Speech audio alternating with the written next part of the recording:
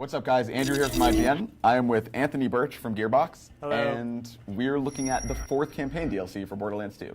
Yep. Well, right now we're looking at Sanctuary, the fast travel machine. Right now we're looking at nothing new and nothing. There we go. There's something cool. Look at that. That's a different name. I love the names of all the new areas. And so what is this new content called? It is called Tiny Tina's Assault on Dragon Keep, and I'm going to shut up now. Upon a time, the Vault Hunters play the game. The world is on the brink of going boom boom. This is our most desperate hour. Unless we make a stand here and now, we gonna die. Now. Roll for initiative! What's initiative? It says which order we attack in. I punched the initiative. What's going on? I wasn't paying attention. Tina, why don't you start over? Ahem. Welcome, fine ladies, to your first session of the most coolest game in the world, Bunkers and Badasses! As your bunker master, I will be spinning today's tale of fantasy and... Wait, why the hell are we playing this kid's game? Oh, you know, maybe because... Shut the hell up, Morty! Tina? She's right, though. Shut up. While our vault hunting buddies beat the slamma-jamma out of that Hyperion informant downstairs, I thought we could play a game. Now, pick your characters. You got the Necromancer, the Commando, the Siren... Siren. Dibs. My siren's name is Brick, and she is the prettiest. Tina, why don't we just start now and figure that out later? Come on, girl. You know we gotta wait for Roland before we start.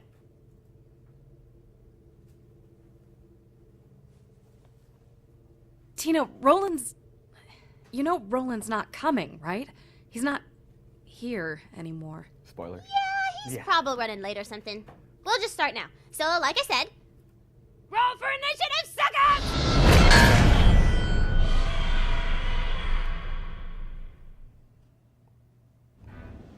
Amazing. You arrive at the docks of Flame Rock Refuge. This place used to be really nice, until the handsome sorcerer messed everything up. I say we head toward the town to investigate.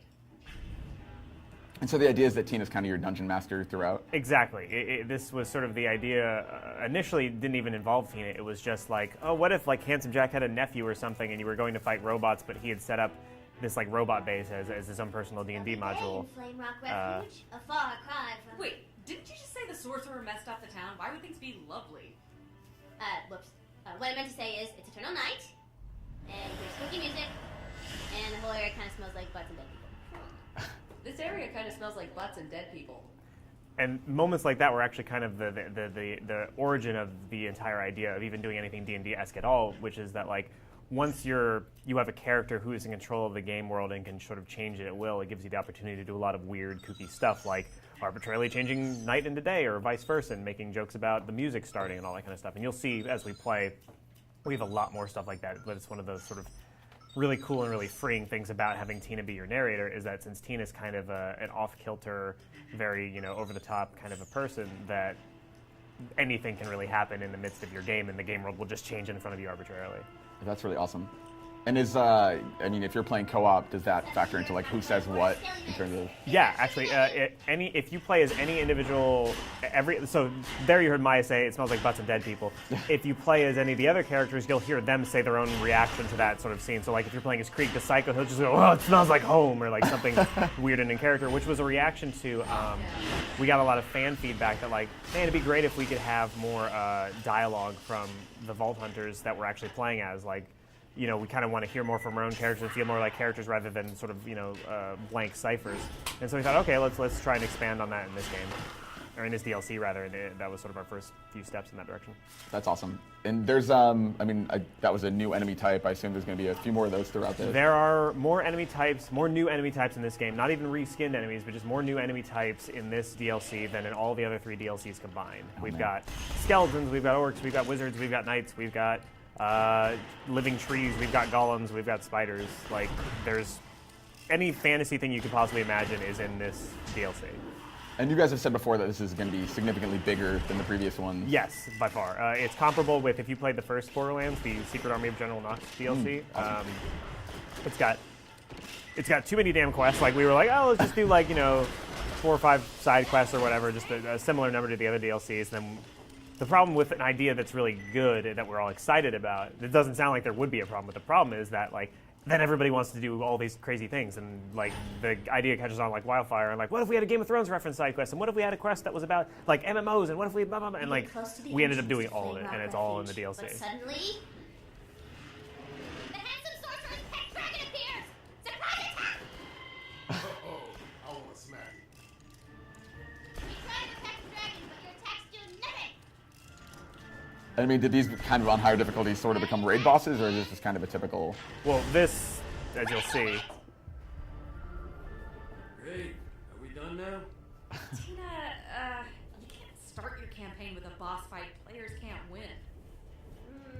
Touche. Okay, everybody back up. What? We even close. I wanted to kill something. Okay, how about a new boss? He's a skeleton, and his name is Mr. Bony Pants Guy.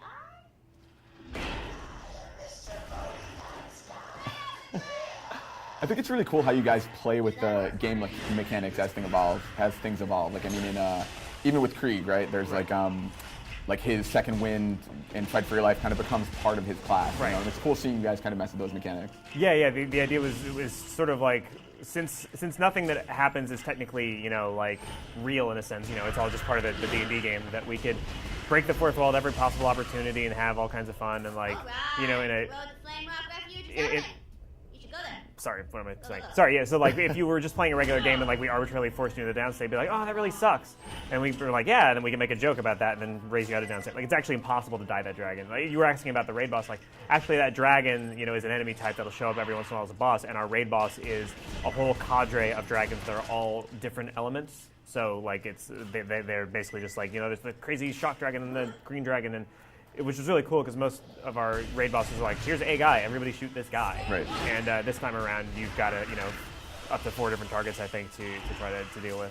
That's really cool. And I mean, are you mostly? I mean, obviously Tina's kind of making up the areas as you go. Is there still traditional like fast travel within this, or does it just kind of evolve? Yes, we have fast travel. We have there. I mean, there are moments where Tina forgets that like you need fast travel. Like you get trapped at one point, and Tina's like, "You're trapped here forever, haha." And Lilith goes, "I mean, well, we have like side quests and other maps. We need to be able to do those." And she goes, "Oh, okay." And then the fast travel station just appears out of nowhere, kind of thing. Like one of the really cool things about having narration is that you don't really have to do as much explanation for why things are the way they are. You can just improvisationally, or seemingly improvisationally, just toss things into the game world and be really active and have cool things happen in front of you. Like we wouldn't have been able to, pull that dragon joke if this weren't just some story being made up by Tina. But yeah, as you saw, fighting a lot of skeletons. Those guys are again not reskinned enemies. They're not bandits. They behave totally differently. They have shields that repel bullets, and they have there's bow and arrow guys who have weapons that aren't hit scan. You can dodge them pretty well and all that stuff. And when is this one coming out? This is coming out late June for PS3, Xbox 360, and Steam. If you had the season pass, then you will get it for free. Awesome. Very cool.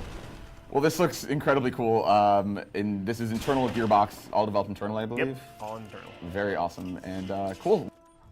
Okay, so now we're going to go through to a new area. I guess this is kind of the second little zone that you're in for this. Yeah, first part. we're about to enter the main town of the DLC called Flame Rock Refuge, which is not at all just 3 thesaurus synonyms for Firestone and Sanctuary. Because Tina, and not me, is really bad at naming locations. Of course. And this is cool that it's already kind of changing aesthetically. Then enter the town. Oh, yeah. Flame Rock Refuge. And in the distance, you see the town's scouting blimps, always alert in case of battles and stuff. What you gonna do now? Stop playing this game. So, Let's talk to some town folk. so I mentioned earlier that we've got more enemies and just a generally bigger DLC than the other 3 DLCs combined. That extends to the art. You'll notice a lot of really custom assets. The Flame Rock sign. We have clock towers and flags blowing in the wind, and that really cool vista with the handsome sorcerer's tower that looks like an H because he's actually sort of a version of Handsome Jack that exists in Tina's imagination and that kind of thing. We have these new vending machines where we changed Marcus munitions into Marcus cans. The Zed's meds are now Zed's apothecary, and Marcus's ammo is now Marcus's missiles, basically. We tried to take everything from Borderlands that was cool, still maintain the basic core and gameplay of Borderlands, but take it all and sort of co-opt it into this fantasy universe, make everything just a little bit more Borderlands-y. Like, you don't generally see as much, corrugated metal and rusty wood as you do in this game as you would in other fantasy games. It's still got our style to it. Yeah, that's really cool.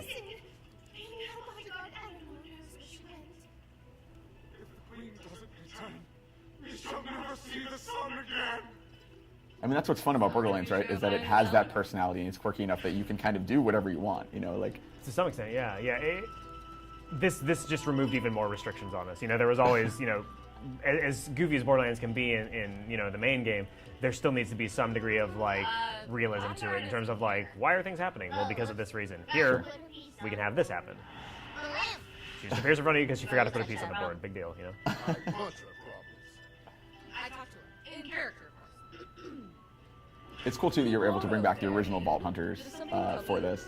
Yeah, that was one of the ideas we had early on because they were really important in the main story, but never actually showed up in any of the DLCs up until that point. So we thought, oh, it'd be cool to have them come in and sort of be players here. And not only that, but like, whenever you got to see them in the main game, they were always doing very important, like, we're saving the world from Jack kind of stuff. You never got to just sort of see them as people and just see them hanging out. What I really like about this DLC, at least from a narrative perspective to write it, is that it's basically just a big hangout. Like, it's like Dazed and Confused or Jackie Brown or any of those, you know, those movies you love where it's just like dudes sitting around and just bullshitting and just having fun kind of thing. And the story around the table still has an arc to it, and some important stuff happens, especially in terms of Tina sort of learning to deal with what happened in Borderlands 2 and all that stuff. But there's a lot more opportunities for just them sort of shooting the shit and having fun. There's a whole quest just about how much all of them like Game of Thrones.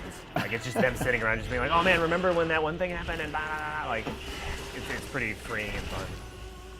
That's really cool. It's cool that you're able to have people playing this after the main campaign. They were able to kind of reference events that have already happened, and there was a little bit of that in Sir Hammerlock too. I mean, I think it's cool kind of setting this after people have already completed the game. Yeah, it's the upside of releasing a DLC, you know, like 6 months after the games come out, is that you don't have to worry as much about people who haven't finished the main campaign. It's like, if you haven't finished it by now and didn't know that Roland was going to die, then, you know, whatever. that shit's on you now. There's a statute of limitations on spoilers. And I mean, at a certain point, how long were you aiming to make this, like, per area? Or do you feel like it was basically just kind of as goofy as you can make it or as creative as you can make it within each zone? Well, we shot for at least a minimum time of around 4 or 5 hours. But like I was saying before, everybody on the team really liked the ideas we had here. And it has such, you know, breadth to the things that you can do that people inevitably just added their own stuff. We're like, what if there was a whole, you know, circle of slaughter that was just in this one temple and had a bunch of traps, and Jason Reese, our level designer on the main game, just worked on that. And It's too dangerous to go alone. And I mean, you mentioned there are side quests. I mean, I'm assuming there There are are circle tons of slaughter side and quests. still. Yeah, there's a slaughter. There's a raid boss. There's a bunch of just really crazy side quests. Like, you're gonna see one of them here today. Oh man. And again, reacting to fan stuff. People like Torg, so we thought, let's have you meet him in person for once. That's awesome. Yeah, it's cool because again, like you're able to look at characters differently than you would in any other situation. You know, because they can just be doing whatever.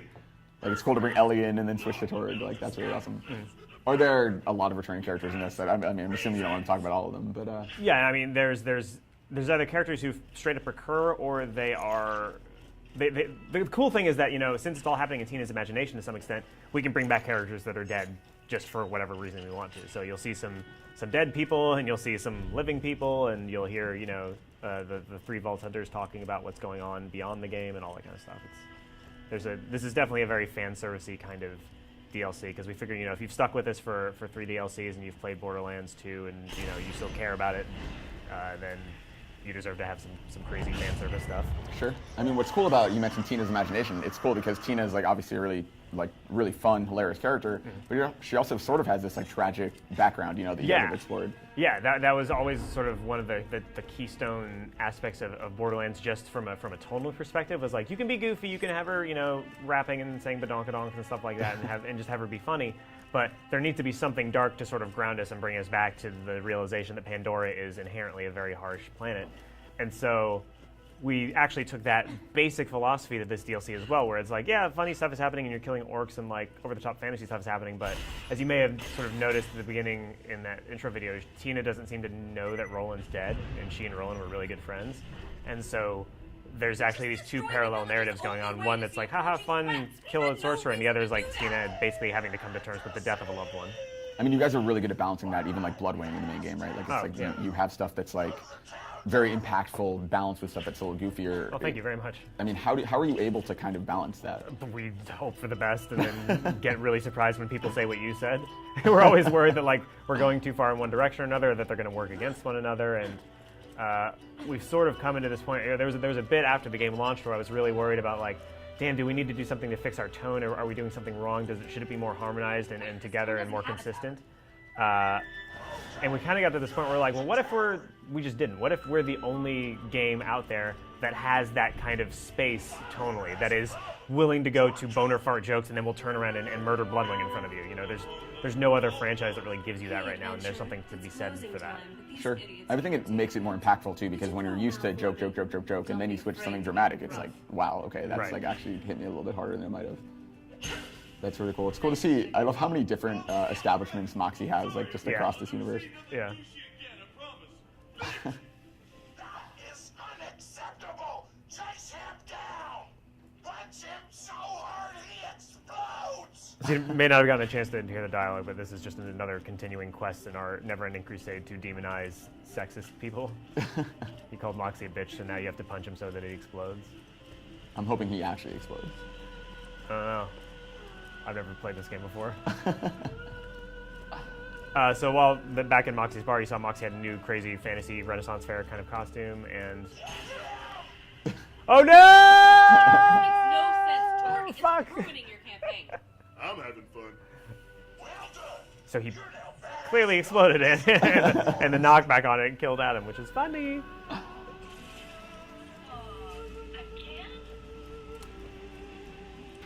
We redid all the dialogue for the new system too.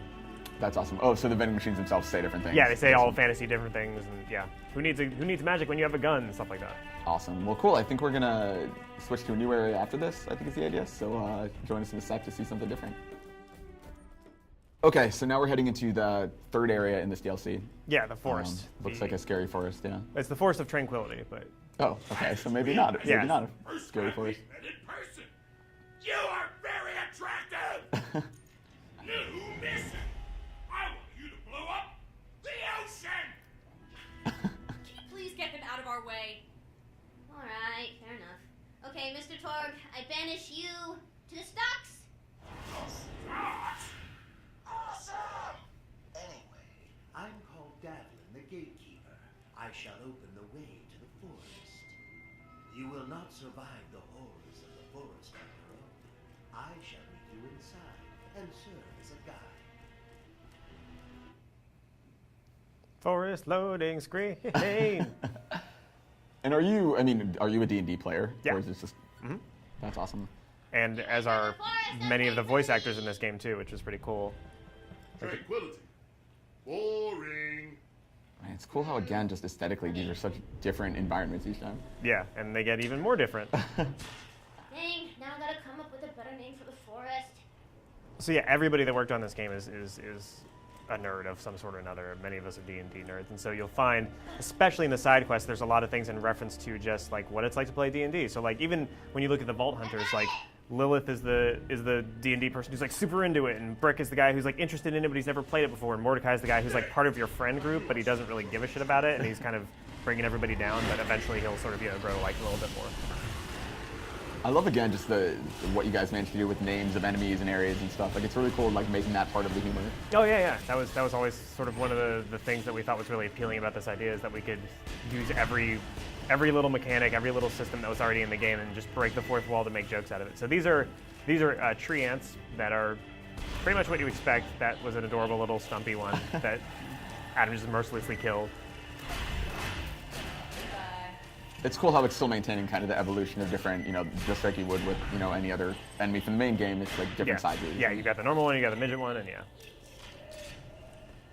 And are there still kind of like, you mentioned these aren't reskins of enemies. Are there still kind of like, They all have, thematically, like a Goliath type character who can still grow and evolve as you. yeah, as you thematically there are characters that serve similar gameplay kind of points, but there's also new enemies like this guy, the Pixie, who's actually not an enemy. She's a frenemy, in that if you use her, if you can catch her and get her in your crosshairs and then press the use button, she becomes your friend and helps you. If you accidentally shoot her, however, she becomes an enemy. So you have to be really careful when she's around. All right, so he caught her, and now she's giving him a series of buffs that change as you play. So like right now he's got a crazy speed buff, and then eventually she'll maybe give you some health or some shield regen or something like that. That's really smart. It's like sort of almost like the opposite of the Witch Doctor in the previous. Yes, DLC. exactly. That was always the goal. The Rubens who made the Witch Doctor and Ben Perkins, I think, who worked on the Wisp here.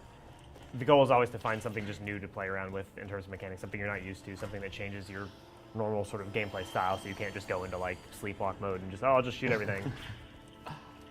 Yeah, I think that's smart that you make the player learn as they're going, right? Because somebody who's playing this might have put in like 200 hours of Borderlands at this point, but yeah, you still they're want something learning. new. Yeah, that's really smart. You may not want to do that. They only balance the combat on the main path and... Oh no.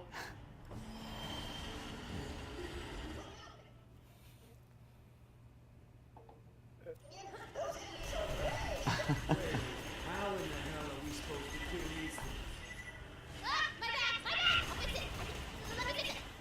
So again, anybody who's ever played D&D with a dungeon master who's not great at balancing combat can hopefully sympathize with that kind of thing. And that moment right there, like, it's actually, you know, they'll attack you and they'll knock you into the fight for your life mode, but Tina will immediately revive you back up once she rebalances the combat and all that stuff. But I like that the player doesn't even necessarily know what's going to happen too, which kind of adds like a yeah, unpredictability definitely. to it. I think that's one of the cool things about being in the campaign is that like a lot of shit happens in front of you and you're just sort of reacting to it in the same way that you would be if you were role playing a character in D&D. Like, why are they this high level? Why would I? Why?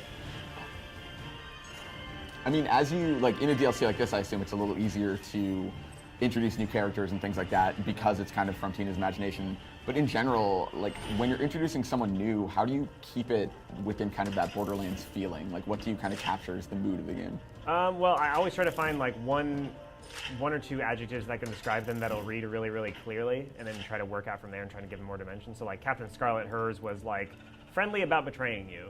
You know, how can you write a character who's very obviously going to betray you, but also kind of likable and charismatic, and then you sort of work out from there. Okay, so Adam's found our die chests, and so basically we wanted Iridium to be more important. Again, reacting to fan feedback of like, I don't have enough stuff to spend my Iridium on.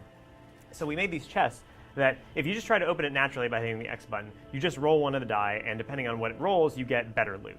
If you press Y, though, you roll both die, and you spend 5 Iridium, and then whichever of the two rolls ends up higher, that's the kind of quality loot you get. And if you get 2 20s on them, then you get some like legendary shit. So let's see what Adam gets by rolling 2 die. Wow, you got fucked. Adam got white rarity because he rolled 3. Ooh. So in addition to that, we've got the slot machines in Moxie's bar. We have new Tina flavored slot machines that take Iridium instead of money or Tord tokens, and they give you better stuff because Iridium's more rare. We've got in addition to those pixies you saw that give you buffs, we have these altars in several levels that will give you health regen or ammo or whatever if you spend like 5 Iridium on them. We've also got this new Circle of Slaughter that's all magic themed and has a bunch of traps and stuff, and it's got all of those altars there. So one of the big ways to survive that is like, all right, let's get a shitload of Iridium and then go in there and make sure to buy all these buffs at the right times and all that stuff. That's really cool. There's a lot more strategic stuff to use your Iridium on now, which is really cool. Yeah, because previously there's kind of raid boss tokens essentially. It was raid boss and your backpack upgrades, and that was pretty much Right. it. Yeah. And because of the new the update that came with the level cap increase, you can now carry more than 99. Oh yeah. Very cool. You can carry more than 99. You can carry more stuff in your backpack and your bank, and yeah. We've tried very hard to listen to everything that the community wanted. Awesome. Well. Oh, very cool. Just accepting a new quest. Cool. Well, just one more time. When is this coming out? Tiny Tina's Assault on Dragon Keep comes out late June on Xbox 360, PS3, and Steam. And if you Awesome. have the season pass, it's free. Very cool. Well, thank you again for taking the time today. And for all your Borderlands 2 needs, keep it locked to IGN. Went this away.